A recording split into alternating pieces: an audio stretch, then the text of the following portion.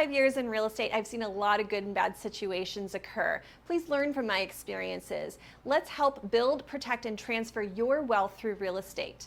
About half of a typical individual's wealth is held in real estate, so let's make sure you know how to do this right.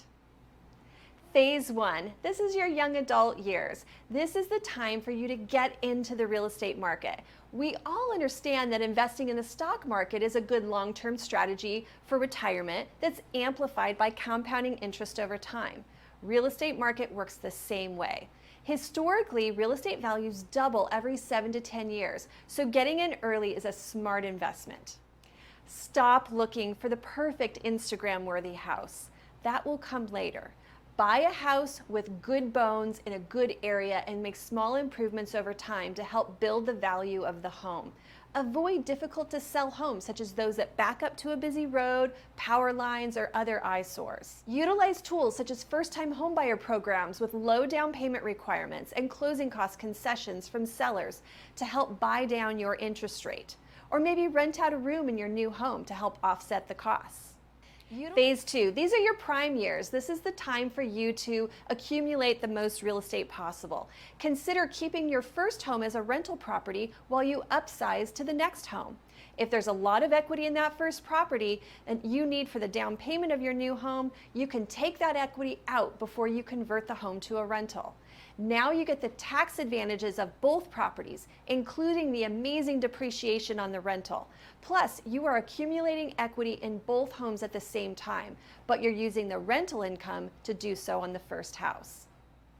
Consider buying a rental property for each of your children. When you do this early in their lives, then by the time they're ready to go to college or trade school or start a business, you can help them with the gift of the equity or the income from that investment property. This is a game changer in setting up your kids to start their adult life without debt. Don't get addicted to refinancing your house. I see this mistake often when homeowners refi every time they see the rates drop slightly below their current rate. The costs associated with a refi are just added to the principal balance of the loan, which means that you've increased your debt, plus the term of the loan starts all over again. So you're paying almost all interest in that payment. My advice is to avoid the refi until you can drop the interest rate by at least 1% and/or reduce the term to a 15 or 20-year loan.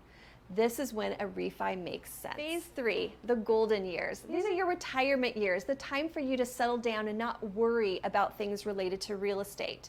This is the time to downsize or right-size your home early in your retirement, especially if the home is getting older. This will save money on utilities, taxes, maintenance, and those big ticket items like roofs, air conditioning units, and plumbing systems that fail over time. If you currently own investment properties, consider divesting them and placing these proceeds into safe liquid funds that you can draw on during your retirement. This provides peace of mind and access to the cash when you need it. Make a written plan for your assets while you are still healthy, lucid, and easily able to make these decisions.